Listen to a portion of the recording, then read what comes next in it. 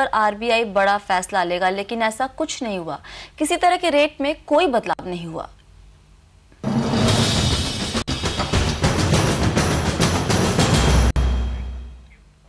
RBI की mid term credit policy में ब्याज दरों में कोई बदलाव नहीं किया गया है। क्रेडिट पॉलिसी में सीआरआर 6.5%, रेपो रेट 8% और रिवर्स रेपो रेट 6% पर बनाए रखे गए।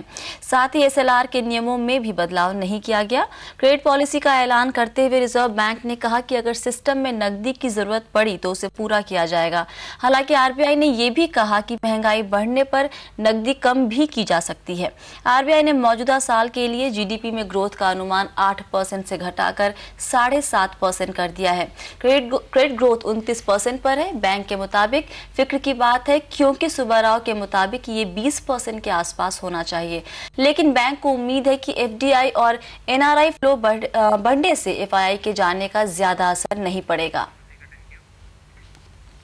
दरअसल आरबीआई गवर्नर डी सुब्बाराव के मुताबिक मौजूदा वित्तीय स्थिति में उनकी पैनी नजर है, लेकिन महंगाई पर काबू करना भी उनके एजेंडे में शामिल है। इसीलिए महंगाई से निपटते हुए ग्रोथ रेट को कायम रखना सबसे बड़ी चुनौती है।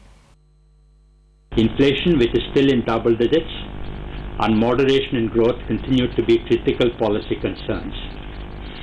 Consequently, the central task for the conduct of monetary policy has become more complex than before, with increasing priority being given to financial stability.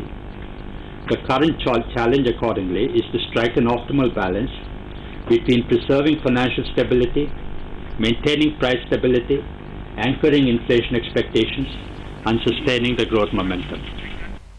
Reserve bank के गवर्नर डी सुब्बाराव ने कहा कि दुनिया भर में आर्थिक संकट का माहौल है और सरकारें इससे निपटने में लगी हुई है, लेकिन उन्होंने ये भरोसा दिलाया कि भारतीय इकोनॉमी और बैंकिंग सिस्टम मजबूत है।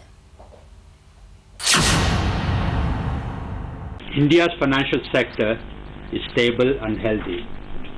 Indian banks do not have direct financial exposure to the US subprime assets. Foreign subsidiaries and foreign branches of Indian banks have suffered some mark-to-market losses on financial instruments due to the widening of credit spreads.